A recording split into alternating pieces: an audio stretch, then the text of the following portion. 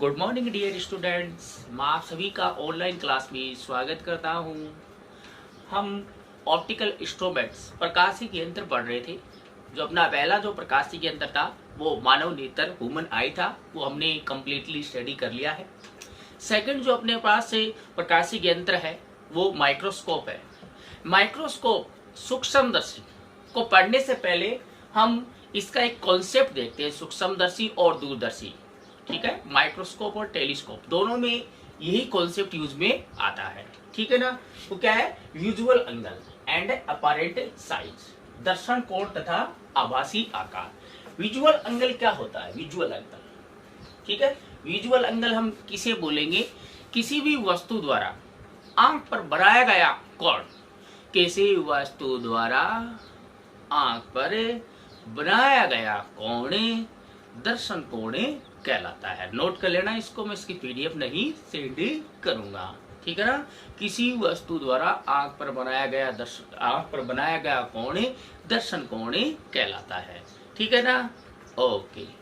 The angle subtended bye an object on the I, the angle subtended bye an object on the I is called visual angle, is called visual angle. Okay okay. अगला point ना, it is denoted by alpha, it is denoted by alpha. इसे alpha से व्यक्त करते हैं। किससे व्यक्त करते हैं? अल्फा से व्यक्ति करते हैं, इसे अल्फा से व्यक्ति करते हैं। ठीक है, एरो लगा के लिखना। अगला point, the size of A image, अगला पॉइंट लिखना एरो लगाकर। The size of A image formed on A retina, the size of image formed on A retina is depends on visual angle, visual angle subtended by an object on the eye, subtended by an object on the eye. Okay okay. Hindi medium वाले बच्चे लिखेंगे, retina पर बने प्रतिबिंब का आकार, retina पर बने प्रतिबिंब का आकार वस्तु द्वारा आंख पर बनाए गए दर्शन कोण पर निर्भर करता है। आंख पर बनाए गए दर्शन कोण पर निर्भर करता है। कैसे निर्भर करता है? ये देखिए, साइज ऑफ जो इमेज होती है, साइज ऑफ इमेज, ठीक है ना, किसी भी वस्तु की जो आंख पर जो इमेज ऑब्टेन होती है, साइज ऑफ जो इमेज होगी किसी भी ऑब्जेक्ट की आईज पर, किसी भी वस्तु की आंख पर जो प्रतिबिंब बनता है वो डायरेक्टली प्रोपोर्शनल होता है किसके? विजुअल एंगल के।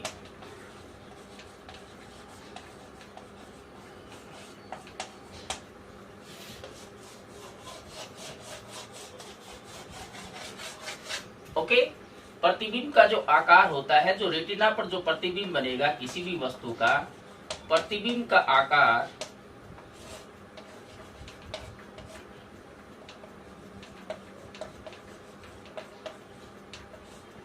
डायरेक्टली प्रोपोर्शनल होता है दर्शन कोण के।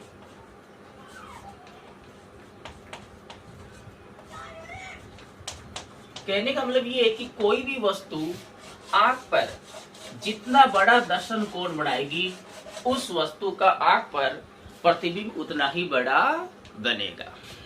ठीक है ना।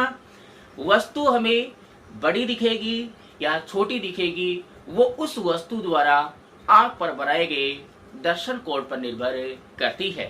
विजुअल एंगल है वो जितना लार्ज होगा, ऑब्जेक्ट की साइज हमें उतनी ही लार्ज दिखेगी। हमें एक्चुअल में हम कोई भी ऑब्जेक्ट को देख रहे हैं तो वो ऑब्जेक्ट नहीं, हमें उसकी इमेज ऑब्टेन हो रही है। क्या हो रही है? इमेज हमारी आईज पर उस ऑब्जेक्ट की जो इमेज है वो रेटिना पर बनती है। ठीक है ना। और वो जो इमेज की साइज है वो हमें विजुअल एंगल पर डिपेंड करेगी। विजुअल एंगल जितना बड़ा होगा साइज ऑफ ऑब्जेक्ट उतनी ही बड़ी दिखाई देगी। ठीक है ना?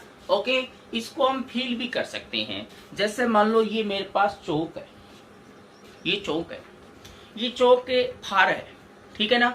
तो इसके द्वारा आइस पर बनाया गया विजुअल एंगल क्या है? कम है। जैसे जैसे इसको पास लाता हूं, आप देखते हो इसका साइज हमें ऐसे लगता है इसका साइज इंक्रीज हो रहा है, इंक्रीज हो रहा है, इंक्रीज हो रहा है, इंक्रीज हो रहा है। एकदम आंख के पास आ गया, ऐसे लग रहा पहाड़ खड़ा हो गया। ठीक है? पास आएगा तो विजुअल एंगल क्या होता है? इसका इंक्रीज हो रहा है। विजुअल एंगल इंक्रीज होने से इसकी इमेज है वो रेटिना पर बड़ी होती जा रही है। तो एक्चुअल में ये जो ऑब्जेक्ट है इसका साइज थोड़ी बढ़ रहा है, ये तो इतना ही बड़ा है, बट इसकी जो इमेज है जो रेटिना पर बन रही है, वो जो इमेज है उसको हम अपरेंट साइज बोलते हैं, अपरेंट साइज ऑफ इमेज। ठीक है ना? उस इमेज की साइज है वो इंक्रीज होती जा रही है। क्यों? क्योंकि विजुअल एंगल बढ़ता जा रहा है। इसको हम डायग्राम से समझेंगे। ठीक है ना? ओके, तो ये नोट कर लिया होगा सबने। अब देखिए, इसके लिए मैं आपको डायग्राम बनाकर समझाता हूं। जैसे हमारे पास ये आई है,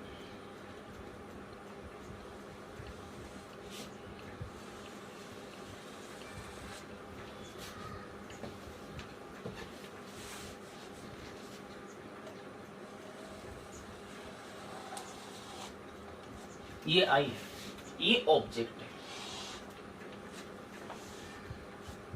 ये ऑब्जेक्ट है ए बी। ठीक है? ये ऑब्जेक्ट इस आइज पर कितना एंगल सबटेंड कर रहा है? ये इसका लेंस हो गया, कितना एंगल सबटेंड कर रहा है वो हम देखते हैं। इस लेंस पर देखते हैं, लेंस पर कितना एंगल सबटेंड कर रहा है ये। ठीक है? देखिए, एंगल इसके द्वारा, इसके पहले ये जो बॉटम है इससे हमने लाइट रे ले ली, ये इससे एक लाइन खींच ली, ये ओके, एक इसके टॉप से लाइन खींचेंगे, तो ये जो ऑब्जेक्ट है वो इस आइस पर इतना एंगल सबटेंड कर रहा है, इसको हम एल्फा, ये इतना विजुअल एंगल बना रहा है। आगे बात समझ में? आगे अगर मैं इसको पीछे बढ़ाता हूं, ठीक है, ये रेटिना है, साइज ऑफ इमेज है ना वो इतनी बड़ी बनेगी रेटिना पर, ये होगी साइज ऑफ इमेज होगी।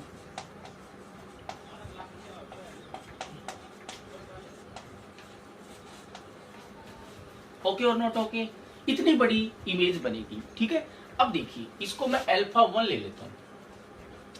अब ये का यही आइज है और ये की यही क्या है? ऑब्जेक्ट है।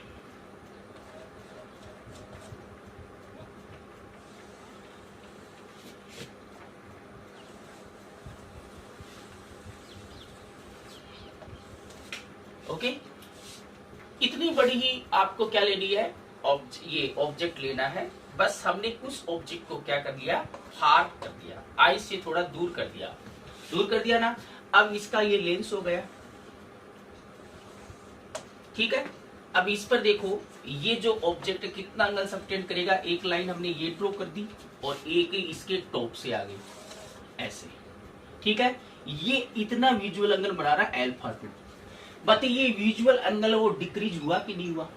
कोई भी ऑब्जेक्ट अगर फार जाएगी तो विजुअल एंगल ऑब्जेक्ट द्वारा, ऑब्जेक्ट की साइज तो उतनी है, ऑब्जेक्ट तो उतना ही बड़ा है, बट इस ऑब्जेक्ट द्वारा आइज पर बनाया गया जो विजुअल एंगल है, दर्शन कोण है, वो घट गया है। और दूर ले जाएंगे तो और घट जाएगा, पास जाएगा तो बढ़ जाएगा।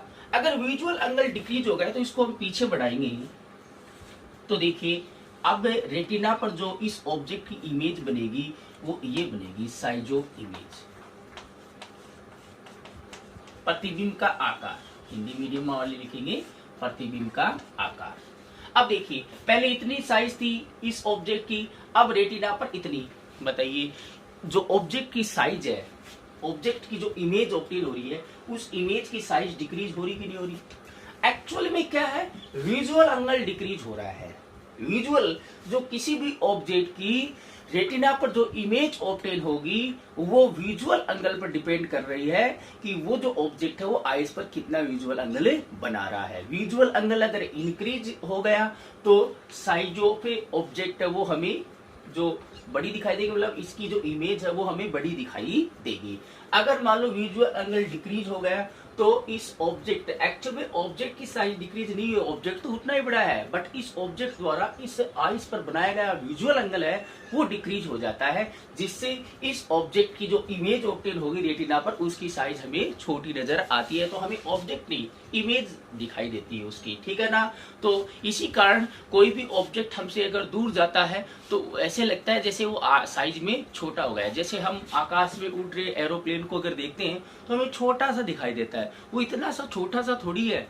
क्यों वो इतना सा छोटा इसलिए दिखाई दे रहा है कि वो ऑब्जेक्ट तो बड़ा ही है बट उसकी जो इमेज है रेटिना पर वो छोटी है, क्योंकि वो बहुत हमसे क्या है लार्जेस्ट डिस्टेंस पर है, ठीक है ना। तो उस एरोप्लेन द्वारा आंख पर जो बनाया गया जो दर्शन कोण है विजुअल एंगल है वो बहुत ही कम होगा, जिससे उस ऑब्जेक्ट की जो आइज रेटिना पर जो इमेज बनेगी वो बहुत ही स्मॉल बनेगी।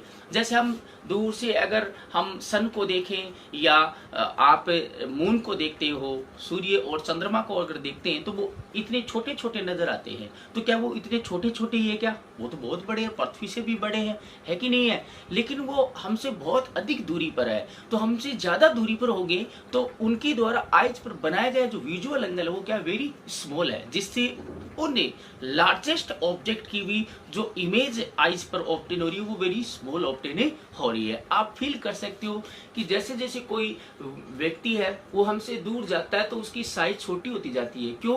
क्योंकि उस व्यक्ति द्वारा आइज पर बनाया गया विजुअल एंगल डिक्रीज हो गया है, जिससे उस व्यक्ति की जो साइज जो इमेज है आइज पर वो कम होती जाएगी। अगर कोई चीज हमारी आंख के पास आती है, जैसे हथेली में पास ला रहा हूं तो इसकी साइज हमें ऐसे लग रहा है कि इंक्रीज हो रही है, तो वास्तव में ये तो इतनी बड़ी है बट इसकी जो इमेज बन रही है ना वो इंक्रीज हो रही है। क्यों? क्योंकि इसके द्वारा बनाया गया विजुअल एंगल डिक्रीज इंक्रीज हो रहा है, ठीक है ना। तो विजुअल एंगल का कॉन्सेप्ट समझ में आ गया। कहने का मतलब यही है कि अगर हमें किसी भी ऑब्जेक्ट की इमेज अगर बड़ी ऑब्टेन करनी है, मैग्नीफाइंग इमेज ऑब्टेन करनी है, इनलार्ज इमेज ऑब्टेन करनी है, कोई छोटा सा ऑब्जेक्ट है पास में अगर छोटा सा है, जैसे मान लो ये एक चौक का टुकड़ा है, ठीक है, आप इसको और दूर ले जाओगे तो बहुत पास ले आएंगे तो भी हमें छोटा सा ही दिखाई देगा। क्यों? क्योंकि ये आकार में वेरी स्मॉल है।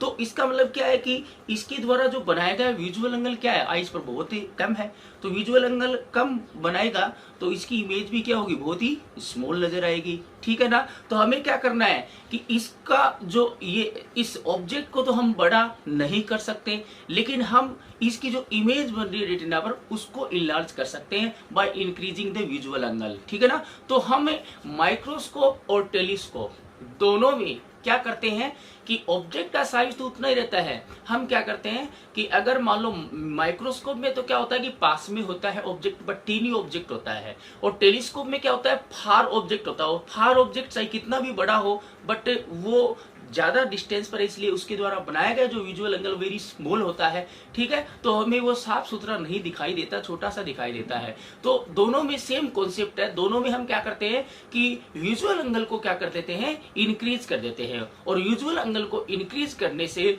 ऑब्जेक्ट का जो साइज है वो हमें क्या दिखाई देगा इनलार्ज दिखाई देगा, उसके ऑब्जेक्ट की जो इमेज बनेगी रेटिना पर वो हमें इनलार्ज दिखाई देगी। तो टेलीस्कोप और माइक्रोस्कोप में यही कॉन्सेप्ट यूज में लिया जाता है कि जो साइज ऑफ इमेज होती है किसी भी रेटिना पर, जो किसी ऑब्जेक्ट की जो इमेज ऑब्टेन होगी उस इमेज की जो साइज होगी वो विजुअल एंगल के क्या होती है डायरेक्टली प्रोपोर्शनल होती है। विजुअल एंगल इंक्रीज होगा तो साइज ऑफ इमेज भी इंक्रीज ही होगी। ये कॉन्सेप्ट समझ में आ गया? ओके, ये डायग्राम आप बना लेना, दोनों diagram.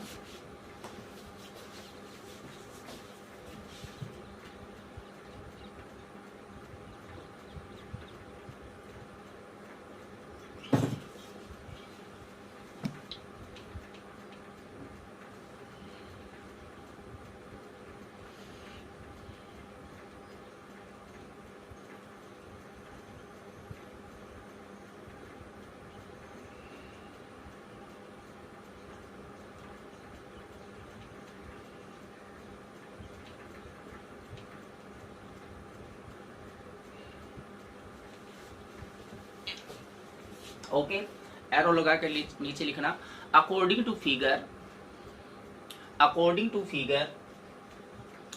when object is placed when object is placed near to the eye, when object is placed near to the eye, then visual angle subtended by object on the eye is large,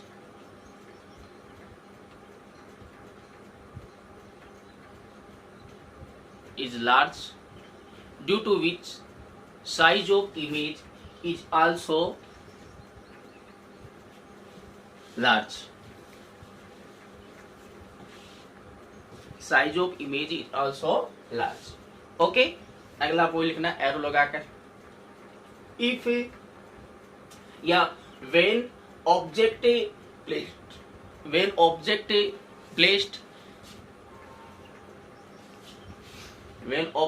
placed far from the eye, then visual angle subtended by object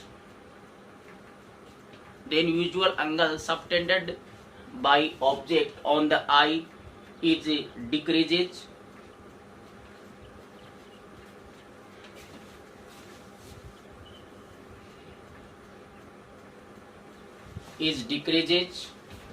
due to which size of image is also decreases. ठीक है ना, ये concept समझ में आ गया होगा.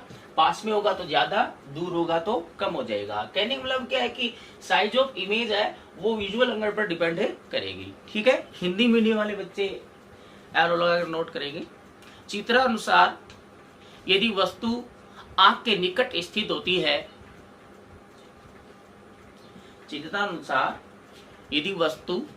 आंख के निकट स्थित होती है तो उसके द्वारा आंख पर बनाया गया दर्शन कोण अधिक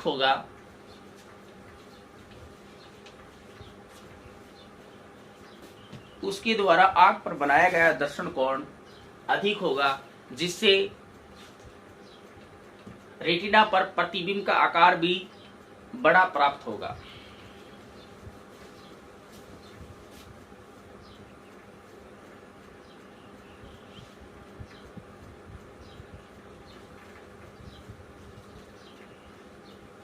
रेटिना पर प्रतिबिंब का आकार भी बड़ा प्राप्त होगा. ठीक है ना, अगला पॉइंट लिखना एरो लगाकर. यदि वस्तु आंख से दूर स्थित हो तो उसके द्वारा आंख पर बनाए गए दर्शन कोण का मान घट जाता है.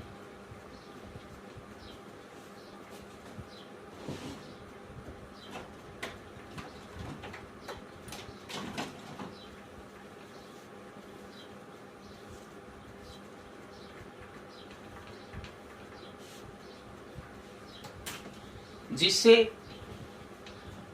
प्रतिबिंब का आकार भी घट जाता है. ठीक है, तो इसी कॉन्सेप्ट को हम माइक्रोस्कोप, सूक्ष्मदर्शी तथा टेलीस्कोप, दूरदर्शी में काम में लेते हैं. ओके, उसमें हमें वस्तु है उसका आकार तो नहीं बढ़ाते हैं, बट वस्तु द्वारा आंख पर बनाए गए दर्शन कोण का मान को हम बढ़ा देते हैं. जिससे क्या होता है कि उस वस्तु का जो आकार है या उस वस्तु का जो प्रतिबिंब है वो हमें बड़ा दिखाई देता है, बड़ा और साफ सुथरा दिखाई देता है. अब हम माइक्रोस्कोप पढ़ेंगे. माइक्रोस्कोप सेकंड जो अपना ऑप्टिकल इंस्ट्रूमेंट है वो क्या है, माइक्रोस्कोप.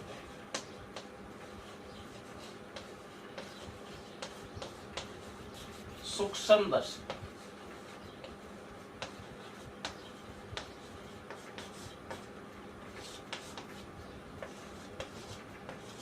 सूक्ष्म बोले तो छोटी वस्तुएं और दर्शी मतलब देखना. तो ऐसा उपकरण जो सूक्ष्म वस्तुओं को देखने में काम में आता है, नाम से स्पष्ट है सूक्ष्मदर्शी. सूक्ष्म वस्तुओं को देखने में जो उपकरण काम में आएगा उसको सूक्ष्मदर्शी बोलेंगे.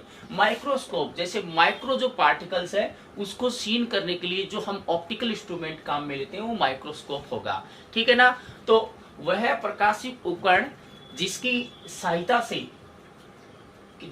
सहायता से किसी सूक्ष्म वस्तु के दर्शन कोण के मान को बढ़ाकर, इसका सूक्ष्म वस्तु के दर्शन कोण के मान को बढ़ाकर उनका आवर्धित प्रतिबिंब प्राप्त किया जाता है। आवर्धित बोले तो बड़ा प्रतिबिंब प्राप्त किया जाता है। An optical instrument, an optical instrument by which magnified image of tiny object is obtained by increasing visual angle of its is called microscope। ठीक है ना। ओके, इसकी डेफिनेशन लिखेंगे। हिंदी मीडियम वाले बच्चे लिखो, वह प्रकाशिक उपकरण जिसकी सहायता से सूक्ष्म वस्तुओं के दर्शन कोण के मान को बढ़ाकर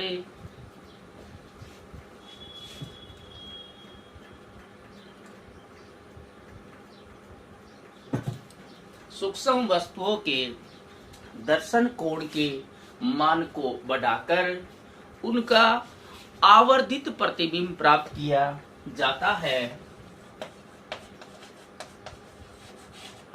उनका आवर्धित मतलब बड़ा,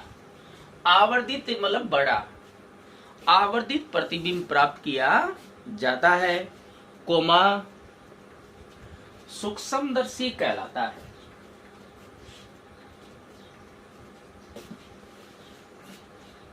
ओके, सूक्ष्मदर्शी कहलाता है। इंग्लिश मीडियम वाले बच्चे लिखेंगे, an optical device with help of which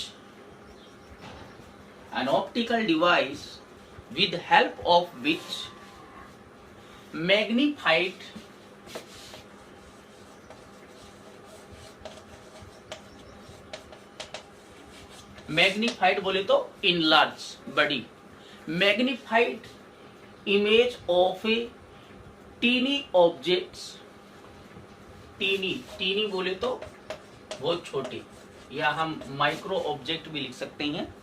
magnified image of tiny objects are obtained by increasing their visual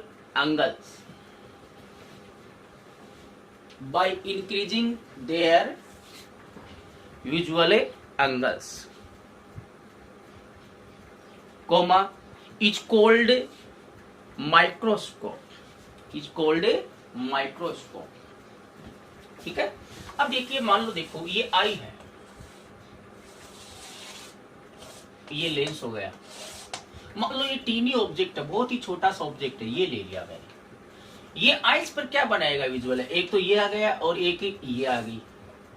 अगर मान लो हम थोड़ा सा और बड़ा कर देते हैं इसको, तो ये आ गया, एक ये आ गई। जैसे अब इसको प्रिंसिपल एक्सेस से ऊपर रख दिया, चलो ठीक है। जैसे मान लो ये ऑब्जेक्ट है, ये छोटा सा ऑब्जेक्ट है, एक ये ले ली और एक ये ले ली, इसके द्वारा ये एंगल बनेगा, तो इसकी इमेज है वो इतनी छोटी सी दिखाई देगी। अगर और भी छोटा हो गया तो हम सीधे आंख से भी देख सकते हैं, हमें ऑप्टिकल इंस्ट्रूमेंट की जरूरत नहीं है। लेकिन अगर इससे छोटा होगा तो यहाँ पर जो इसका विजुअल एंगल है वेरी स्मॉल बनेगा, जिससे इसकी इमेज भी वेरी स्मॉल बनेगी, ठीक है ना। तो हम इस ऑब्जेक्ट को तो बड़ा नहीं कर सकते, बट इसकी विजुअल एंगल को क्या कर देते हैं, इंक्रीज कर देते हैं, जिससे इसकी साइज क्या हो जाएगी, इमेज की साइज क्या होगी, इंक्रीज होगी, ठीक है ना। हमें तो ऑब्जेक्ट थोड़ी, हमें तो इमेज दिखती है, तो अगर हम विजुअल एंगल को इंक्रीज करें तो इमेज बड़ी दिखाई देगी। तो हम इसमें यही कॉन्सेप्ट काम में लेते हैं कि विजुअल एंगल को इंक्रीज करेंगे। कैसे इंक्रीज करेंगे वो हम देखेंगे। ओके, तो एडिंग डालना, टाइप्स ऑफ माइक्रोस्कोप, सूक्ष्मदर्शी के प्रकार।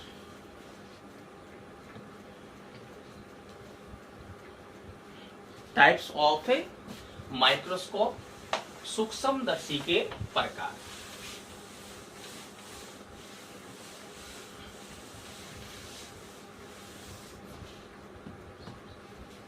ठीक है, सूक्ष्मदर्शी के प्रकार लिखो। सूक्ष्मदर्शी को निम्नलिखित दो भागों में विभाजित करते हैं।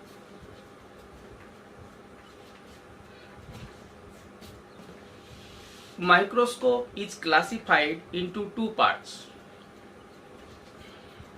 सूक्ष्मदर्शी को निम्नलिखित दो भागों में विभाजित करते हैं. Microscope is classified into two parts. First जो है वो है सिंपल माइक्रोस्कोप.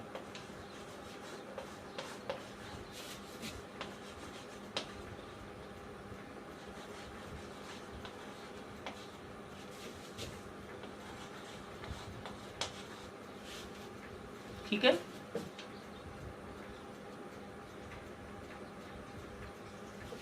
इसको हम मैग्नीफाइंग लेंस या इसको मैग्नीफायर भी बोलते हैं.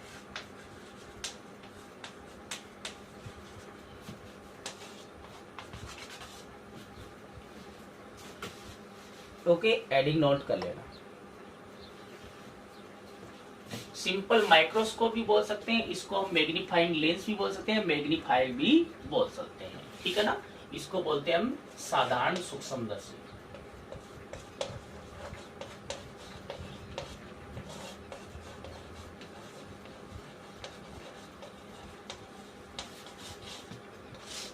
या इसको हम बोलते हैं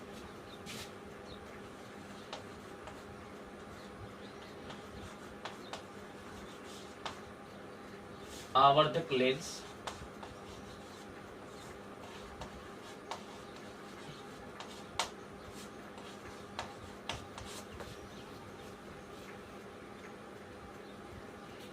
या इसको केवल आवर्धक भी बोलते हैं.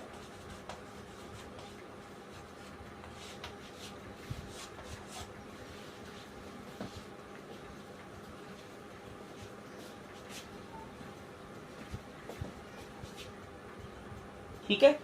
तो सिंपल माइक्रोस्कोप क्या होगा? सिंपल माइक्रोस्कोप है वो सिंपल एक कॉन्वेक्स लेंस होगा of A small focal length. एक कम फोकस दूरी का एक उत्तल लेंस ही होता है, उसी को हम एक सिंपल माइक्रोस्कोप बोलते हैं. ठीक है. आप जानते हो कि हमने कॉन्वेक्स लेंस, उत्तल लेंस पढ़ा था और उसकी हमने 6 कंडीशन भी देखी थी कि ऑब्जेक्ट है कहां पर प्लेस्ड होगा तो उसकी इमेज कैसी बनेगी.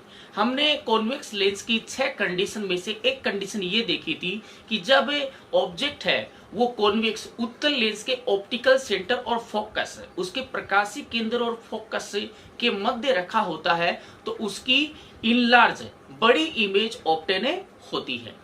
क्या होती है?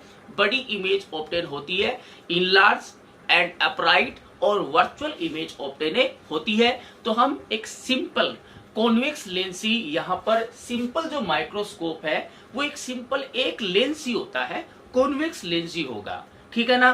कॉन्वेक्स लेंस से एक सिंगल कॉन्वेक्स लेंस से हमें किसी भी ऑब्जेक्ट है उसकी मैग्नीफाइंग इमेज ऑब्टेन करेंगे. कैसे ऑब्टेन करेंगे? ठीक है, वो आप पहले भी देख चुके हैं. ठीक है. तो पहले हम सिंपल माइक्रोस्कोप, जो सरल सूक्ष्मदर्शी या सिंपल साधारण सूक्ष्मदर्शी भी बोल सकते हैं, इसको सरल सूक्ष्मदर्शी भी बोल सकते हैं, सरल भी बोल सकते हैं इसको सरल सूक्ष्मदर्शी. सरल सूक्ष्मदर्शी जो होता है वो क्या होता है? लिखो, an optical device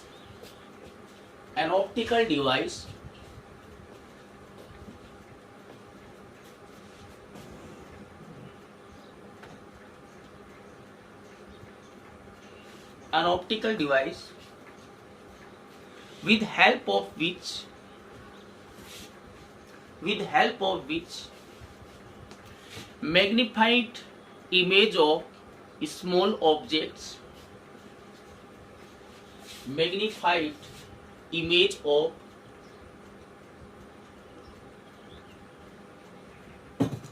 small objects are obtained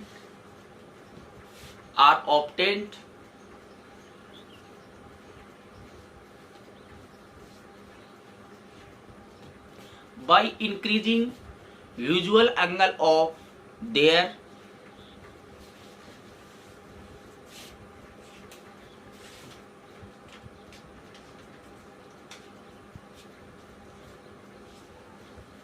by increasing usual angle of their by using a convex lens of low focal length.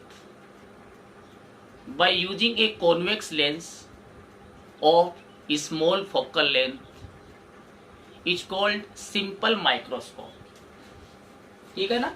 एक हम कॉन्वेक्स लेंस, कम फोकल लेंथ का कॉन्वेक्स लेंस काम में लेकर हम किसी स्मॉल ऑब्जेक्ट के दर्शन कोण, विजुअल एंगल को इंक्रीज करके उनका मैग्नीफाइड बोले तो बड़ी इमेज ऑब्टेन करते हैं एक सिंगल कॉन्वेक्स लेंस को यूज में लेकर। ओके, हिंदी मीडियम वाले बच्चे लिखेंगे, देखो वह प्रकाशिक उपकरण जिसकी सहायता से कम फोकस दूरी के उत्तल लेंस का उपयोग करके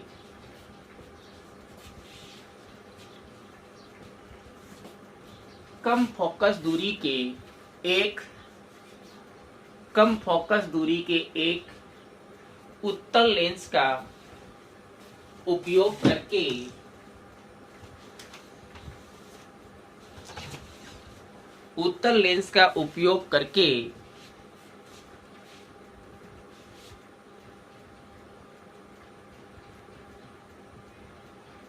सूक्ष्म वस्तुओं के दर्शन कोण के मान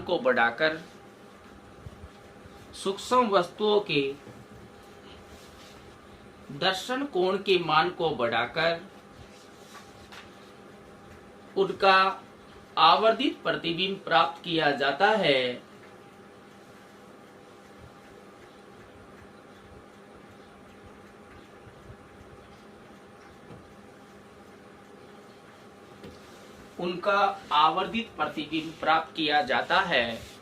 कोमा सरल सूक्ष्मदर्शी कहलाता है।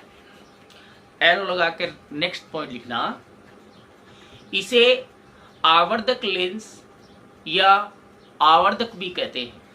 तो आवर्धक लिखना है कि आवर्धक क्या होता है, तो वो सरल सूक्ष्मदर्शी है। आवर्धक लेंस पूछे तो भी वो सरल सूक्ष्मदर्शी है, इसे आवर्धक लेंस या आवर्धक भी कहते हैं। ओके, इंग्लिश मीडियम वाले नीचे एरो लगा के लिखेंगे, it is also called magnifying lens और magnifier. It is also called magnifying lens और मैग्नीफायर।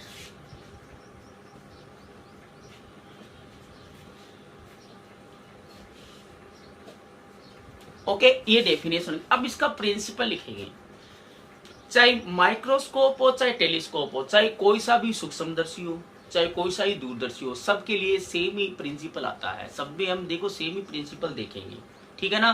प्रिंसिपल क्या है? प्रिंसिपल ये है कि ऑब्जेक्ट को हमें कहाँ रखना है। हमें चाहे माइक्रोस्कोप हो चाहे टेलीस्कोप हो, हमें कॉन्वेक्स लेंस यूज में लेना है, ठीक है ना। क्या लेना है? कॉन्वेक्स लेंस यूज में लेना है। कॉन्वेक्स क्योंकि हमें पता है कि भी कॉन्केव जो लेंस होता है उससे तो ऑब्जेक्ट का छोटी इमेज ही ऑब्टेन होती है। हमें तो यहाँ पर इमेज को बड़ा ऑब्टेन करना है, बड़ी इमेज होगी तभी तो विजुअल एंगल बड़ा होगा, तो हम कॉन्वेक्स लेंस यूज में लेंगे। और कॉन्वेक्स लेंस में भी सबसे बड़ी इमेज कहाँ ऑब्टेन होती है? जब ऑब्जेक्ट है वो लेंस के ऑप्टिकल सेंटर बोले तो प्रकाशिक केंद्र और फोकस के मध्य रखा होता है। यही क्या होता है? प्रिंसिपल होता है। माइक्रोस्कोप हो चाहे टेलीस्कोप हो, सबका एक ही प्रिंसिपल होता है। यही प्रिंसिपल सब में लिखेंगे। तो प्रिंसिपल लिखना, इसका सिद्धांत, एडिंग डालना सिद्धांत। इसका सिद्धांत क्या होगा वो हम देखते हैं।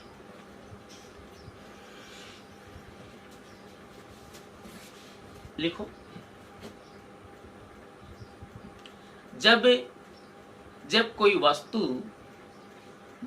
वस्तु उत्तल लेंस के प्रकाशिक केंद्र, जब कोई वस्तु उत्तल लेंस के प्रकाशिक केंद्र कोष्ठ मिलना कैपिटल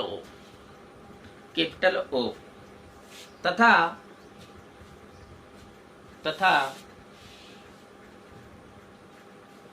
फोकस बिंदु कोष्ठ मिलना कैपिटल एफ के मध्य स्थित होती है, के मध्य स्थित होती है, तब उसका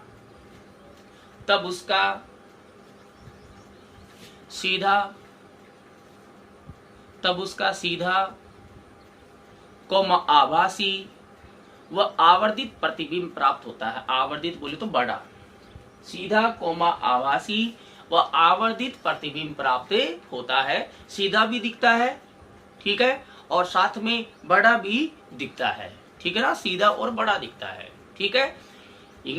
ओके, पूर्ण विराम लिखना। यही सूक्ष्मदर्शी का सिद्धांत है। कोई सा भी सूक्ष्मदर्शी हो, यही सूक्ष्मदर्शी का सिद्धांत है, ठीक है ना। इंग्लिश मीडियम वाले स्टूडेंट एडिंग डालना प्रिंसिपल। ओके, इंपॉर्टेंट मतलब टॉपिक है ये माइक्रोस्कोप। ये सरल सूक्ष्मदर्शी से नहीं आया हुआ, लेकिन जो नेक्स्ट जो सूक्ष्मदर्शी है वो 4 नंबर का आया हुआ है बोर्ड एग्जाम में, ठीक है, वो हम इसके बाद में पढ़ेंगे। प्रिंसिपल लिखना, इंग्लिश मीडियम वाले बच्चे लिखना। When an object is placed between optical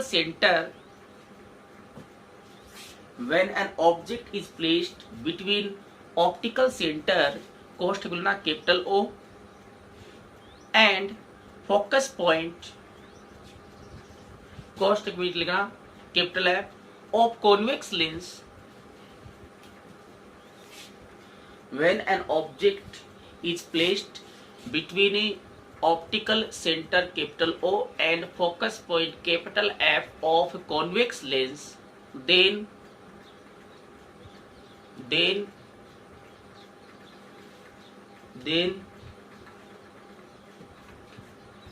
upright, virtual and magnified image is obtained. Upright की जगह आप इरेक्ट भी लिख सकते हो। Upright virtual and magnified image is obtained. Okay, this is the principle of microscope.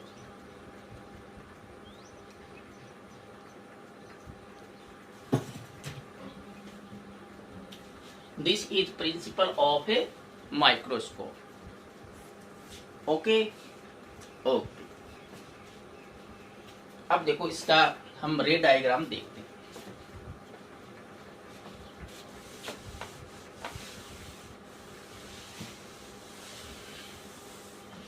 Okay, पहले हम इसकी कंस्ट्रक्शन देखते हैं। एक लाइन लिखनी है कंस्ट्रक्शन में, बनावट, सरल सूक्ष्मदर्शी की बनावट। एडिंग डालना बनावट है। इंग्लिश मीडियम वाले एडिंग डालेंगे construction.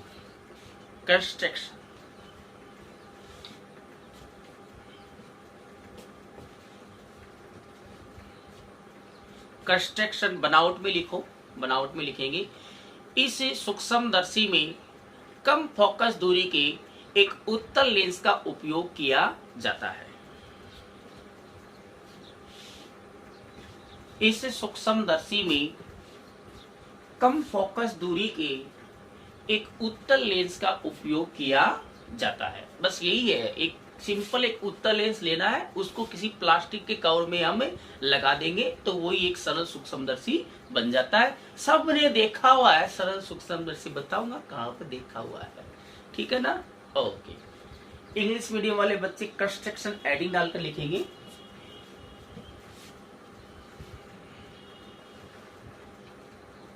In this microscope a convex lens of small focal length. In this microscope, a convex lens of small focal length is used. तो हम अब इस सरल सूक्ष्मदर्शी का जो हमारे पास सिंपल माइक्रोस्कोप है, इसका हम रे डायग्राम देखते हैं। ठीक है ना, किस प्रकार से हमें कोई जो स्मॉल ऑब्जेक्ट है उसकी इनलार्ज इमेज हमें दिखाई देगी, किस प्रकार से हम यहाँ पर विजुअल एंगल बोले तो हम दर्शन कोण का मान बढ़ा देते हैं, जिससे हमें जो ऑब्जेक्ट है उसकी इमेज इनलार्ज नजर आती है। ठीक है, जो सिंपल माइक्रोस्कोप है वो आप सबने देखा हुआ है। ठीक है ना, जो आप देखते हो कि जो ज्योमेट्रिक बॉक्स होता है या ड्राइंग बॉक्स बोलते हैं, उसमें भी एक सिंपल कॉन्वेक्स लेंस होता है जो एक प्लास्टिक की फ्रेम पे लगा होता है, या आप घड़ी साज की दुकान पर जाते हो तो वहाँ पे भी वो भी वैसा ही लेंस काम में लेता है, या आप ज्योतिषी के पास जाते हो तो वैसा ही एक लेंस होता है, हाथ की रेखा देखने के लिए काम में आती कि इसमें। ठीक है, तो हम कोई मान लो पुराने दस्तावेज या कोई नक्शा है उसको देखने के लिए भी हम सिंपल माइक्रोस्कोप यूज में लेते हैं। ठीक है ना, कोई नक्शे को देख रहे हैं कि या दया इसमें कछू है, ठीक है ना, कछू तो होएगा। अब देखिए इसका रे डायग्राम हम देखते हैं। ये हमारे पास देखो, ये हमारे पास कोई ऑब्जेक्ट है, ये ऑब्जेक्ट है ए बी। ठीक है, इस ऑब्जेक्ट को हम डायरेक्ट आई से देख रहे हैं, ये आई है, डायरेक्ट आई से देख रहे हैं, इसको मैंने पॉइंट ओ मान लिया। इस ऑब्जेक्ट को देखने के लिए आई, ये ऑब्जेक्ट आई पर कितना एंगल सबटेंड कर रहा है, एक तो हमने ये लाइट रे ड्रॉ कर दी और एक इसके टॉप से करनी है, तो ये जो ऑब्जेक्ट है वो इस आई पर ये अल्फा एंगल है सबटेंड कर रहा है, ये ऑब्जेक्ट हो गया ए बी। ठीक है, ये ऑब्जेक्ट वेरी स्मॉल ऑब्जेक्ट है, यहाँ पर तुमने बड़ा बनाया है डायग्राम के लिए, लेकिन वेरी स्मॉल ऑब्जेक्ट है ये। इसको डायरेक्ट अगर आई से देख रहे हैं, मतलब यहाँ पर कोई ऑप्टिकल इंस्ट्रूमेंट काम में नहीं लिया, डायरेक्ट आई से देख रहे हैं, तो ये ऑब्जेक्ट इस आई पर अल्फा जो विजुअल एंगल दर्शन कोण है वो बना रहा है। ठीक है ना, ये अल्फा की वैल्यू बहुत कम होगी, इसका मतलब इसी अल्फा की वैल्यू हमें बढ़ानी है। इस ऑब्जेक्ट द्वारा इस आइस पर बनाया गया जो दर्शन कोण है विजुअल एंगल, इसको बढ़ाना है, जिससे उसकी इमेज हमें बड़ी दिखाई देगी। ठीक है ना, और हमें पता है यहाँ पर तो हम सीधे डायरेक्ट आई, यहाँ पर पहले हमें ये देखना पड़ेगा कि पहले कितना बन रहा था। ठीक है ना, ये बढ़ रहा है कि नहीं घट रहा, बढ़ रहा है कि घट रहा है, तो पहले तो हमें ये देखना पड़ेगा कि डायरेक्ट आई पर जो ऑब्जेक्ट है वो कितना विजुअल एंगल बना रहा है। तो ऑब्जेक्ट आई पर जो विजुअल एंगल बनाता है उसको हम अल्फा से रिप्रेजेंट करते हैं। ठीक है ना, और हमें पता है कि हमें मान लो 3D ऑब्जेक्ट है उसको बड़ा देखना है तो हम पास लेके आते हैं, जैसे जैसे पास लाएंगे वैसे वैसे विजुअल एंगल बढ़ेगा और वैसे वैसे इसकी जो इमेज है वो हमें बड़ी दिखाई देगी। लेकिन हमें पता है कि कोई भी ऑब्जेक्ट को हम पास से पास कितना ला सकते हैं, वो उसके स्पष्ट दृष्टि की न्यूनतम दूरी तक ला सकते हैं, बोले तो लीस्ट डिस्टेंस ऑफ विजन तक ला सकते हैं। उससे अगर पास में लाएंगे तो हमारी जो आईज है उस पर स्ट्रेस बढ़ जाएगा, तो हमें इसको पास से पास कितना ला सकते हैं, वो इसकी लीस्ट डिस्टेंस ऑफ विजन बोले तो कैपिटल डी तक ला सकते हैं। लीस्ट डिस्टेंस ऑफ विजन को हम कैपिटल डी से रिप्रेजेंट करते हैं। हमें पता है कि ऑब्जेक्ट लेफ्ट साइड में है, तो ऑब्जेक्ट अगर लेफ्ट साइड में है तो माइनस लेंगे प्लस से, ऑब्जेक्ट अगर लेफ्ट साइड में है तो हम क्या लेंगे, डी माइनस डी लेंगे, और डी की वैल्यू क्या होगी 25 सेंटीमीटर होगी, न्यूमेरिकल में हम 25 सेंटीमीटर लेंगे। इसको हमने बोल दिया फिगर ए, ये फिगर ए होगा। फिगर ए ये शो कर रहा है कि ऑब्जेक्ट जो है वो आई पर डायरेक्ट कितना है, यहाँ पर कोई ऑप्टिकल इंस्ट्रूमेंट यूज में नहीं लिया है। ठीक है ना, अब देखिए, अब हमने एक कॉन्वेक्स लेंस ले लिया,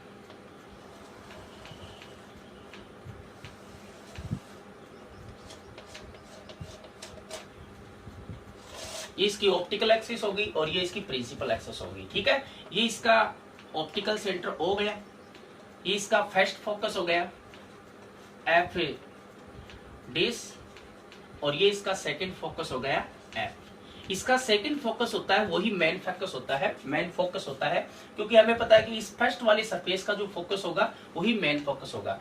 तो हमें इस ऑब्जेक्ट को, ये हमारे पास ऑब्जेक्ट इतना बड़ा है, हमें ऑब्जेक्ट का प्रिंसिपल क्या कहता है, ऑब्जेक्ट को हमें कहाँ प्लेस करना है, ऑब्जेक्ट को इसके ऑप्टिकल सेंटर और फोकस पॉइंट के बीच में प्लेस करना है। ये हमारे पास ए बी आ गया, ये ऑब्जेक्ट आ गया, इसको हमने फोकस और ऑप्टिकल सेंटर, इसको ओडेस लिया है मैंने, क्योंकि ओ यहाँ पर ले लिया है। ठीक है ना, ओ यहाँ पर हमने ले लिया है तो इसको मैंने ओडेस ले लिया। ठीक है, यहाँ पर रख दिया। अब इस ऑब्जेक्ट की इमेज ऑब्टेन करेंगे हम, क्या इमेज ऑब्टेन करेंगे, इमेज। ठीक है, इमेज ऑब्टेन करने के लिए हमें मिनिमम 2 लाइटें चाहिए, एक को तो हमने पैरेलल भेज दिया।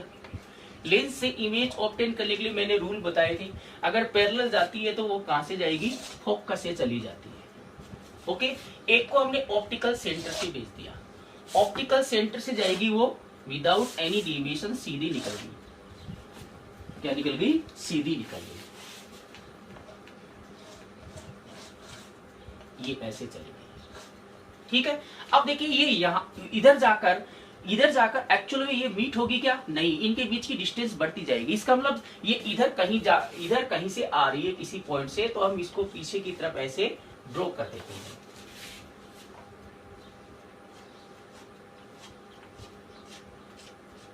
तो ये इमेज ये ऐसा डायग्राम हमने बनाया था, उसमें जो हमने लेंस से इमेज जो फॉर्मेशन की थी वहां पर बनाया था। तो ये ऐसा ही डायग्राम यहाँ पर बन रहा है कि ऑब्जेक्ट को हम कहाँ पर प्लेस कर रहे हैं, इसके ऑप्टिकल सेंटर और तो एक्चुअल में ये लाइट इधर नहीं, इधर से हमें सीम टू सीम हो रही है, ठीक है ना, यहाँ से आ रही है, ठीक है। तो यहाँ पर इसकी इमेज ऑप्टेन होगी, ये इमेज ऑप्टेन होगी ए डे से बी डे, ये इमेज ऑप्टेन होगी ए डे से बी डे। अब देखिए हमारे पास ऑब्जेक्ट तो इतना ही था, इमेज इतनी बड़ी बन रही है, ये आई हो गई, ये आई है।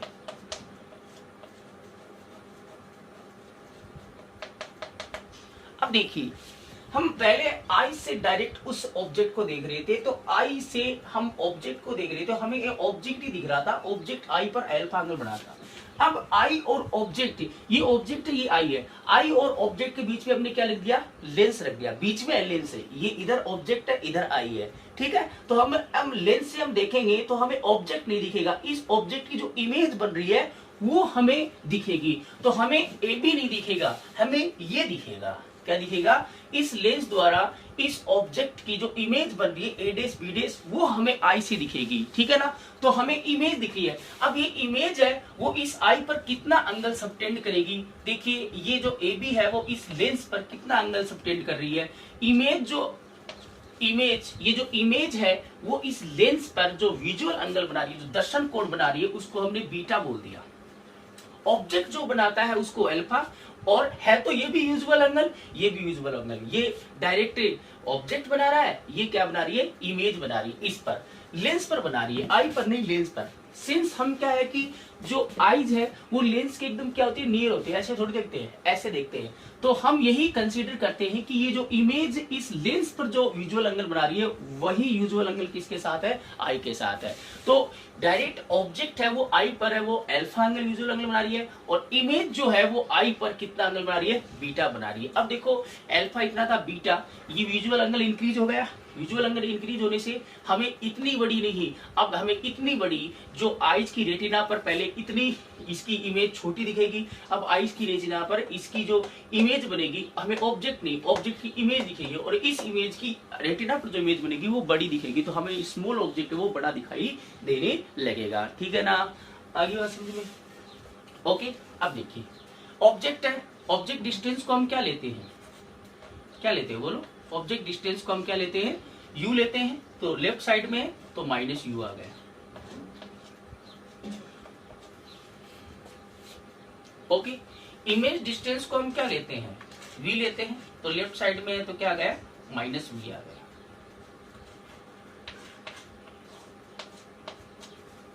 Okay okay. अगर हम इसको ये देखें कि अगर मान लो फाइनल इमेज है वो अपनी लीस्ट डिस्टेंस ऑफ विजन पर प्लेस्ड हो, देखो हमें पता है कि ये जो इमेज है, हमें अब जो इस लेंस को लगाकर हम देखेंगे तो हमें ये इमेज दिखेगी। और अब ऑब्जेक्ट कहीं पे भी रखा हो, ऑब्जेक्ट जरूरी नहीं कि 25 सेंटीमीटर हो, आपके आई से 10 सेंटीमीटर दूरी पे भी हो सकता है। हमें तो ऑब्जेक्ट थोड़ी, हमें तो उसकी इमेज दिखेगी। और वो इमेज जो है ना, वो इमेज है वो 25 सेंटीमीटर से पास नहीं होनी चाहिए। तो हमें इमेज को भी अगर और बड़ा देखना है तो उसको भी आई के पास ले आओ, लेकिन कहाँ? 25 सेंटीमीटर तक। तो हमने मान लिया कि फाइनल इमेज अपनी कहाँ बन रही है, हमें तो फाइनल इमेज दिखेगी वो लीस्ट डिस्टेंस ऑफ विजन पर बन रही है, जिससे हमें और भी बड़ी दिखाई दे, और भी ज्यादा विजुअल एंगल बने। तो ये जो डायग्राम है वो क्या है? इमेज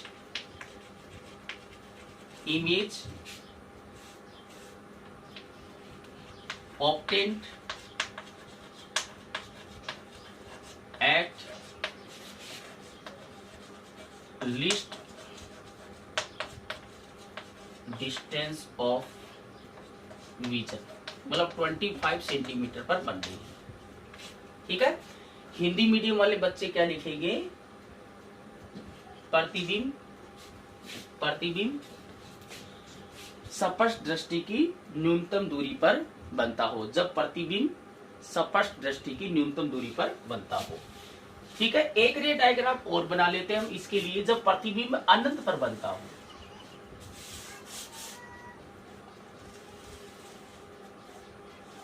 ये हमारे पास कॉन्वेक्स लेंस आ गया, ये इसका प्रिंसिपल एक्सिस हो गई, या ऑप्टिकल सेंटर ओडेस हो गया। इसको हमने बोल दिया, ये अपने पास आ गया फिगर बी, चित्र बी आ गया, इसको फिगर सी बोल देंगे।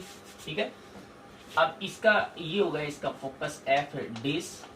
ठीक है, ये हो गया एफ। अगर मान लो ऑब्जेक्ट अपना इसके फोकस पर प्लेस्ड हो, कहां पर प्लेस्ड हो, फोकस पर, तो एक को पैरेलल भेज दिया और एक को इससे ऑप्टिकल सेंटर से सीधी निकल गई और इससे जाएगी वो सीधी। तो ये देखो पैरेलल ही जाएंगी, कहीं पर नहीं मिलेंगी। फाइनल इमेज कहाँ बनेगी, फाइनल इमेज बनेगी वो इनफाइनाइट पर बनेगी। ठीक है ना। तो ये डायग्राम तो वैसे तो आपको मतलब हम डेरिवेशन में काम में नहीं लेंगे, लेकिन हम इसके लिए एक फॉर्मूला जरूर बनाएंगे। ठीक है ना। ये है वेन फाइनल या when image obtained eight infinite.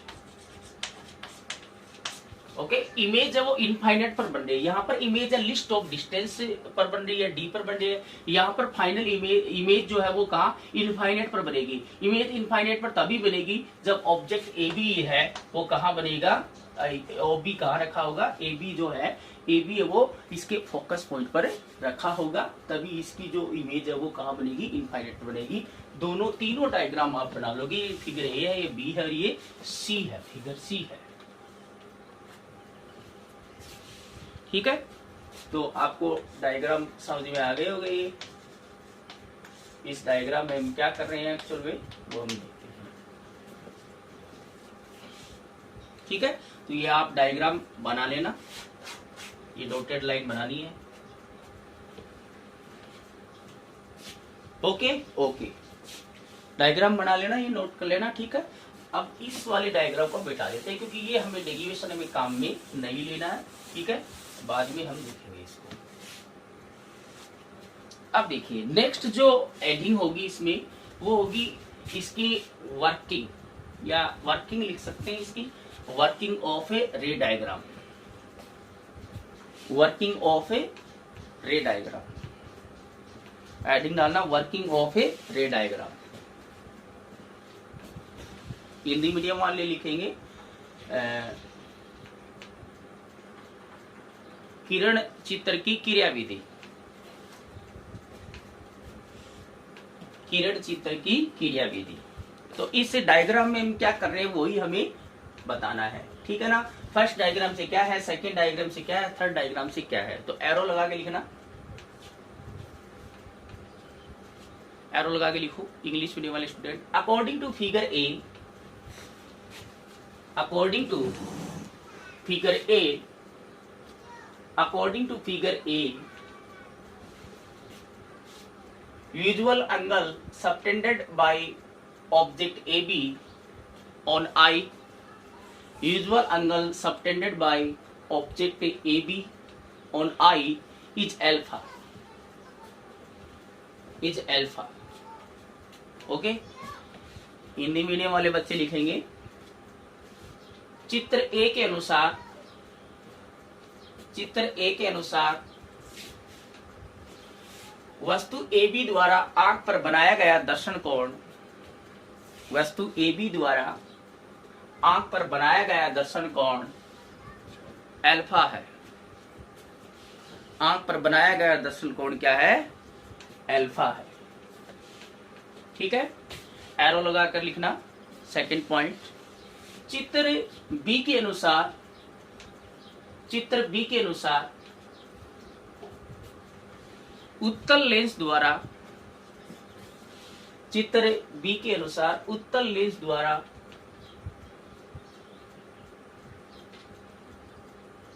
इसके प्रकाशिक केंद्र तथा फोकस के मध्य स्थित वस्तु AB का, इसके प्रकाशिक केंद्र तथा फोकस के मध्य स्थित वस्तु AB का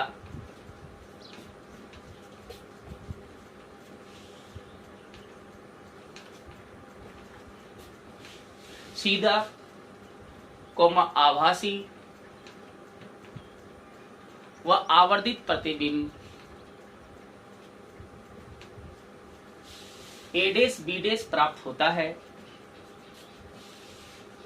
A' B' प्राप्त होता है।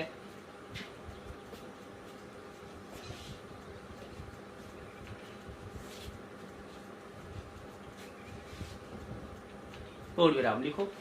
प्रतिबिंब A' B' द्वारा लेंस या आंख पर बनाया गया दर्शन कोण, प्रतिबिंब A' B' द्वारा लेंस या आंख पर बनाया गया दर्शन कोण बीटा है।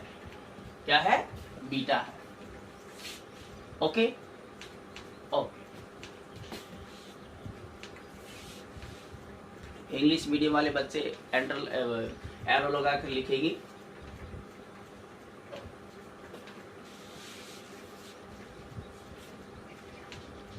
देखो, according to figure B, according to figure B,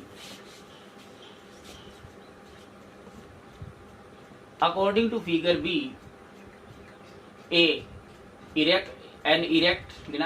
erect comma virtual and magnified image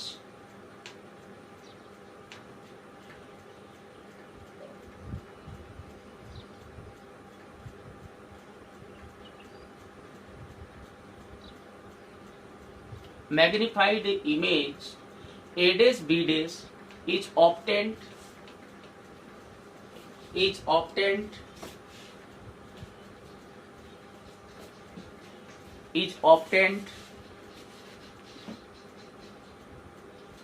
of a object AB,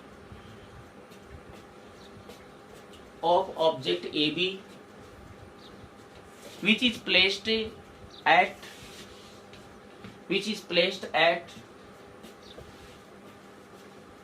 optical center and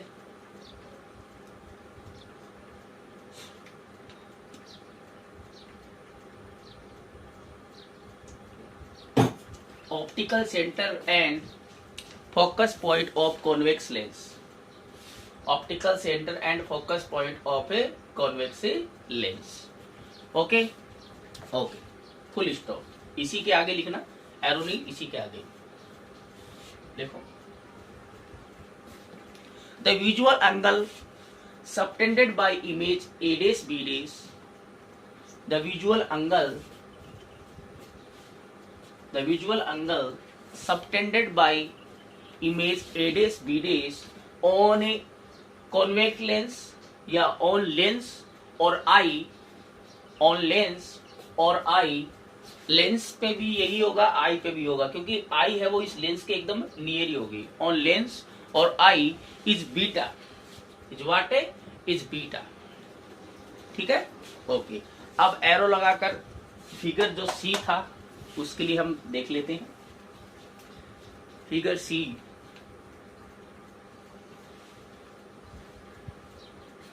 देखो चित्र सी के अनुसार,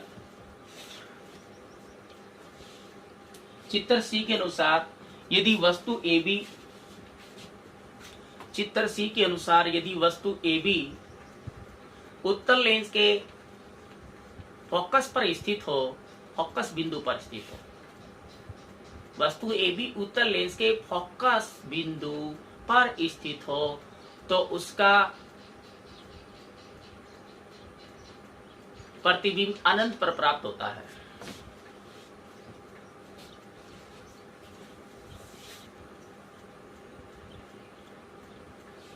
ठीक है ना।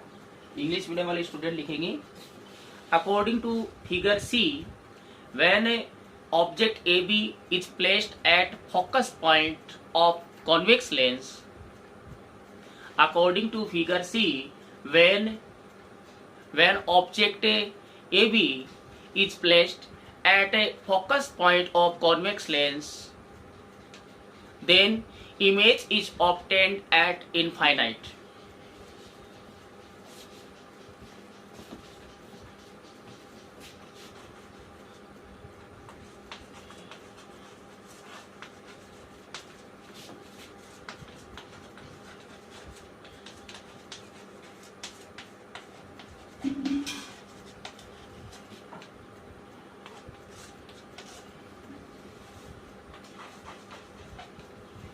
ओके अब इसकी मैग्निफिकेशन पावर देखेंगे।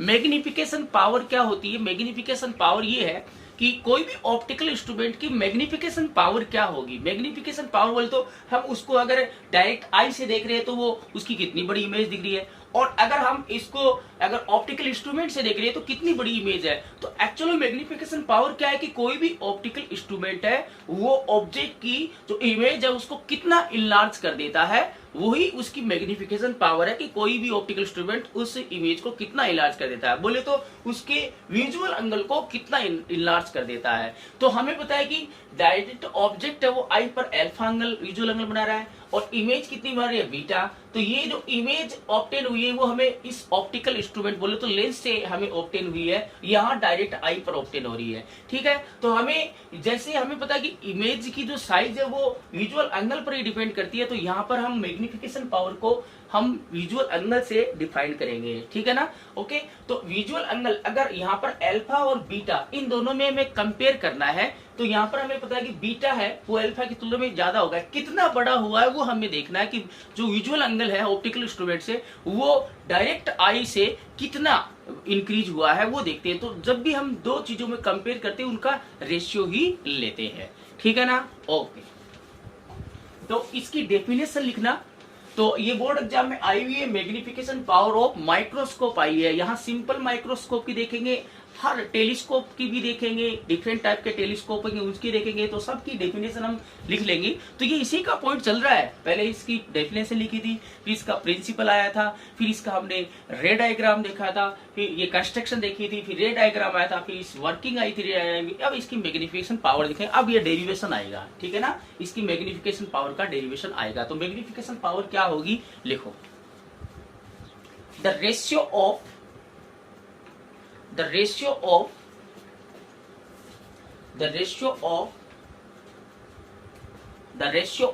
visual angle, the ratio of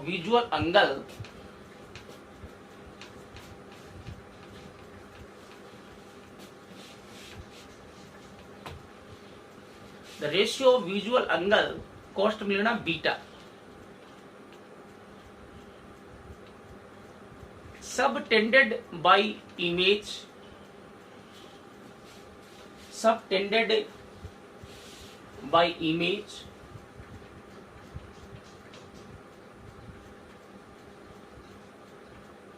on the eye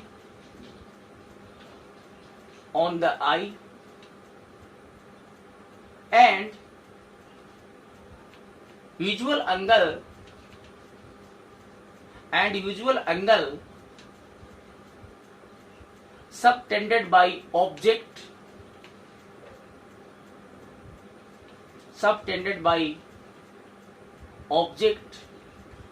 on the eye is called magnification power of simple microscope. ठीक है ना? विजुअल एंगल इस इमेज द्वारा बनाया गया visual angle divided by object द्वारा बनाया गया विजुअल एंगल। ठीक है ना?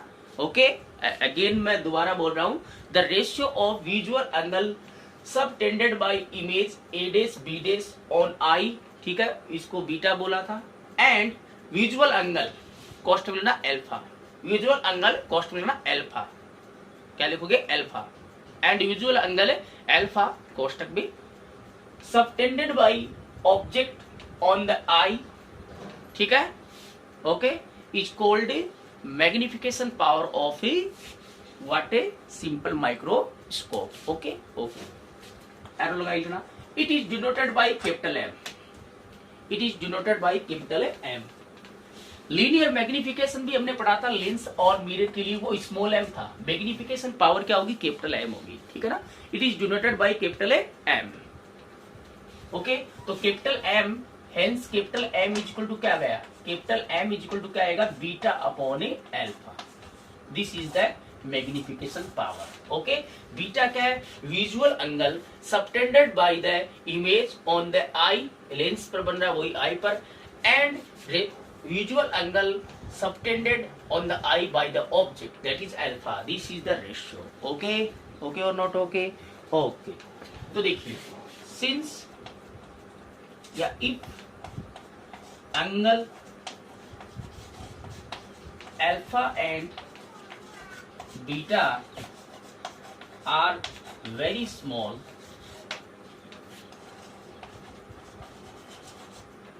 then m बराबर beta upon alpha and that is equal to near equal to हम लिख सकते हैं 10 बीटा अपॉन 10 अल्फा।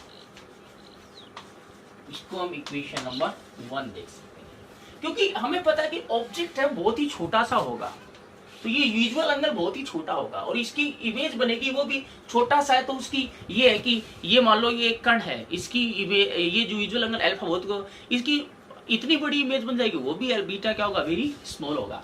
और एंगल स्मॉल होते हैं तो 10 बीटा को बीटा लिखते हैं, 10 अल्फा को अल्फा, क्योंकि हमें डायग्राम से बीटा और अल्फा नहीं मिलेंगे, 10 के टर्म में मिलेंगे, ठीक है ना। तो हिंदी मीडियम वाले स्टूडेंट लिखना आवर्धन क्षमता।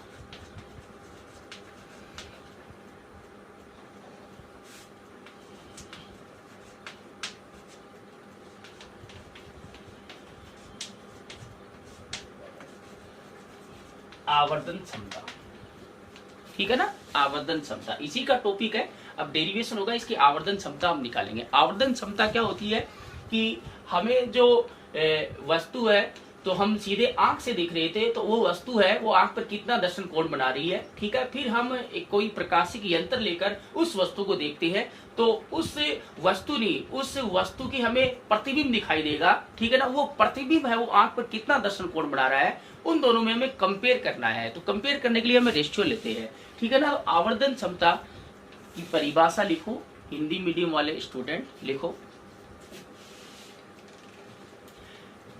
उत्तल लेंस से प्राप्त प्रतिबिंब,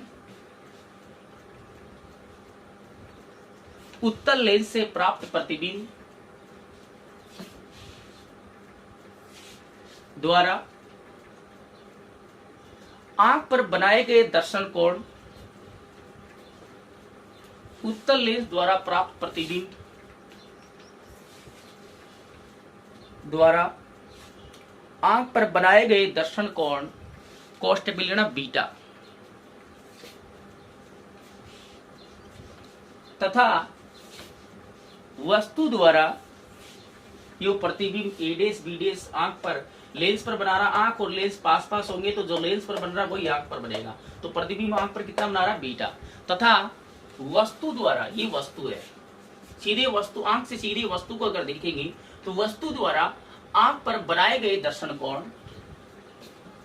वस्तु द्वारा आंख पर बनाए गए दर्शन कोण कोष्टक अल्फा का अनुपात सरल सूक्ष्मदर्शी की आवर्धन क्षमता कहलाती है।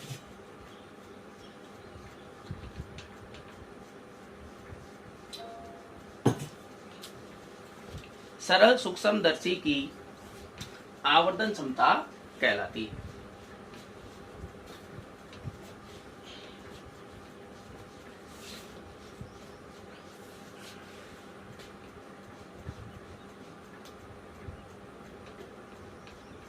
ठीक है, एरो लगा के लिखना।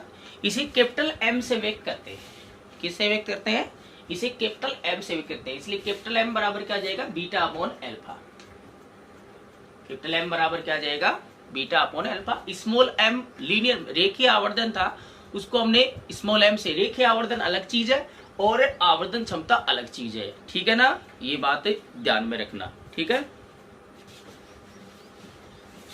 ओके, ये आ गया। अब इसके नीचे लिखना, यदि कोण अल्फा व बीटा बहुत ही अल्फ हो, यदि कोण अल्फा व बीटा बहुत अल्प हो तो एरो लगा के लिखना, तो के आगे अगर हमें पता है कि अल्फा बीटा यहाँ पर वस्तु क्या सूक्ष्म है तो उनके द्वारा बनाया गया कोण वेरी स्मॉल होगा, इसलिए अगर कोण अगर अल्प है तो हमें पता है कि टेन बीटा बीटा के बराबर है, टेन अल्फा अल्फा के बराबर, तो बीटा अपॉन अल्फा है तो बीटा की जगह हमने tan beta upon tan alpha, tan beta upon tan alpha लिख सकते हैं। इसको इक्वेशन नंबर 1 दे दिया। ठीक है, आगे बात समझ में? ओके, अब देखिए हम टेन अल्फा और टेन बीटा की वैल्यू निकालेंगे। ठीक है, यहाँ पर देखो इस डायग्राम में हमारे पास अल्फा और इस डायग्राम में हमारे पास बीटा, तो यहाँ से हमें टेन अल्फा मिलेगा, यहाँ से हमें टेन बीटा मिलेगा।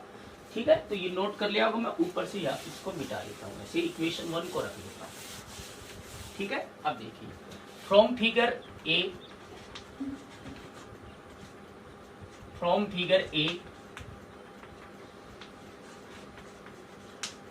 चित्र ए से, हिंदी मीडियम वाले बच्चे क्या लिखेंगे? चित्र ए से, ठीक है ना, from figure A in a triangle A B O. ठीक है, चित्र ए से चतुर्भुज ए बी ओ में, चित्र ए से चतुर्भुज ए बी ओ में। यहां पर देखो मैंने आपको बताया था कि इस चैप्टर में हमें राइट एंगल ट्रेंगल मिलेंगे, तो उसमें हमें केवल ये वर्टिकल और हॉरिजॉन्टल आर्म्स लेनी है। तो ये वर्टिकल बोले तो परपेंडिकुलर हो गया, ये लंब हो गया, ये बेस हो गया। लंब बटे बेस क्या होता है? लंब बटे ये sorry perpendicular divided by base, लंब बटे आधार क्या होता है? 10 होता है। यहाँ से हमें टेन अल्फा मिलेगा, tan alpha is equal to क्या जाएगा? परपेंडिकुलर क्या है? A B divided by base क्या है? O B. ठीक है, वैल्यू पुट कर दो, hence tan alpha is equal to क्या जाएगा? ए बी की वैल्यू हमें पता नहीं है, लेकिन ओ बी की वैल्यू हमें पता है। ओ बी कितना है? -d है। ये आ गई इक्वेशन नंबर 2। ठीक है, अब हम बीटा टेन बीटा की वैल्यू निकालते हैं जो इससे मिलेगी। From figure be in triangle. अब देखो ए डेस बी डेस ओ डेस, ये ओ डेस है, ए डेस बी डेस ओ डेस, ये हमारे पास इसमें दो ट्रेंगल है, ये ट्रेंगल है, ये ट्रेंगल है। ये बड़े वाले ट्रेंगल है, इस ये भी इस पर बीटा एंगल बना रहा है और छोटा वाला भी बीटा एंगल बना रहा है, तो हम ये छोटे वाला ट्रेंगल ले लेते हैं। ठीक है ना, तो in triangle A B O dash, A B O dash में देखते हैं। ठीक है ना, चित्र बी में, हिंदी मीडियम वाले बच्चे क्या लिखेंगे? चित्र बी में त्रिभुज ए बी ओ डेस से। ठीक है ना, यहाँ से इस छोटे वाले से देखो, बड़े वाला भी बीटा बना रहा है, छोटे वाला भी बीटा, तो छोटे वाले को हम ले लेते हैं क्योंकि यहाँ पर हमारे पास ए बी आया है। अगर ये बड़े वाला अगर आप ट्रेंगल लोगे तो ए डेस बी डेस आएगा, तो कैंसिल आउट नहीं होगा, तो हमें तो बीटा चाहिए, तो छोटे वाले ट्रेंगल से भी बीटा मिल जाएगा। तो अगेन परपेंडिकुलर क्या है? A B. ठीक है, और ये क्या हो गया? ये बी पॉइंट है, ये बी है। ठीक है ना, तो देखिए ये यू हो गया। ठीक है, तो यहाँ से हमें क्या मिल जाएगा? टेन बीटा मिल जाएगा। Tan beta equal to perpendicular, लंब कितना है? ए बी है, डिवाइडेड बाय बेस, बेस कितना है? ओ डेस बी है। ठीक है, और दैट इज इक्वल टू क्या आ गया? A B upon O dash B dash की वैल्यू हमने क्या ली है? माइनस यू है। क्या है? Minus you. ये आ गई इक्वेशन नंबर 3 आ गई। ओके और नोट ओके? ओके, अब हम डायग्राम को मिटा देते हैं, इस डायग्राम का काम हो गया है। ठीक है, तो फ्रॉम इक्वेशन 1, 2 एंड 3, समीकरण 1, 2 व 3 से, समीकरण 1, 2 व 3 से, समीकरण 1 में टेन बीटा और टेन अल्फा की जो वैल्यू है वो इसमें रख देते हैं हम। टेन बीटा की m बराबर क्या आ जाएगा? टेन बीटा की वैल्यू क्या है? टेन बीटा की वैल्यू क्या? इक्वेशन 2 से देखो क्या है? A B upon A minus A U है, डिवाइडेड बाय टेन अल्फा की वैल्यू क्या है? A B upon A minus D है। ठीक है, ए बी से ए बी कैंसिल हो गया, माइनस से माइनस भी कैंसिल हो जाएगा, डी ऊपर चला जाएगा, m बराबर हमारे पास क्या आ जाएगा? डी अपॉन ए यू आ जाएगा। ये सरल सूक्ष्मदर्शी की आवर्धन क्षमता है। ठीक है ना, ओके, नीचे लिख लेना, यह सरल सूक्ष्मदर्शी की आवर्धन क्षमता है, ठीक है ना। It is this is magnification power of A simple microscope, ठीक है। ओके, अगर आपको डेरिवेशन करना है सरल सूक्ष्मदर्शी की ये लेंस मैग्निफिकेशन पावर या आपकी आवर्धन क्षमता का अगर सूत्र ड्राइव करना है तो आपको डायग्राम पूछेंगे, साथ में डायग्राम बनाकर दोनों डायग्राम, तीसरे डायग्राम की जरूरत नहीं है, दो डायग्राम फर्स्ट और सेकंड ए और बी दोनों डायग्राम को बनाकर हम स्पेशल केस लेंगे सेकंड और थर्ड वाले डायग्राम का, ठीक है ना। ओके, तो यहाँ तक आपको करना है, वेरी सिंपल। डेरिवेशन तो बहुत आसान है, डायग्राम से हमने टेन अल्फा और टेन बीटा की वैल्यू निकालनी है, लंब बटे आधार करके फिर इसमें वैल्यू दे, आ जाएगा, आगे नहीं आ जाएगा ना, वेरी आसान, ठीक है। तो यहाँ तक आपको करना है। अब इसके हम दो स्पेशल केस देखेंगे कि अगर अपनी जो फाइनल इमेज है, ये जो हमारी इमेज है ए डेस बी डेस है, वो अगर स्पष्ट दृष्टि की न्यूनतम दूरी पर लीस्ट डिस्टेंस ऑफ विजन पर बने तब हमारे पास ये फॉर्मूला क्या आएगा, और अगर वो इनफाइनाइट पर बने तो हमारे पास है ये जो इसका फॉर्मूला क्या आएगा, ठीक है ना। तो आपको डेरिवेशन अगर करना है तो यहाँ तक ही करना है, वो जो फॉर्मूले है वो हमें न्यूमेरिकल में काम में आते हैं। न्यूमेरिकल में अगर ये आ जाए कि भी फाइनल इमेज जो इमेज है वो यहाँ पर बन रही है, तब आपको वो फॉर्मूला यूज में लेना है। अगर इमेज वो इनफाइनाइट पर बन रही है तो हमें कौन सा फॉर्मूला यूज में लेना है वो हम अगले वाले वीडियो में देखेंगे, क्योंकि ये वीडियो बहुत लंबा हो गया है। तो इसके दो केस बनेंगे, ठीक है। उन दो केस के लिए जो हमारी मैग्निफिकेशन पावर है, आवर्धन क्षमता क्या आएगी, वो हमें अगले वीडियो में देखेंगे। Thank you. तो इस पूरे वीडियो को आप देखकर पूरा फिर कॉपी में नोट कर लेंगे, ठीक है। ये इंपॉर्टेंट टॉपिक है बोर्ड एग्जाम की दृष्टि से, ठीक है। इस पर क्वेश्चन आते हैं। धन्यवाद।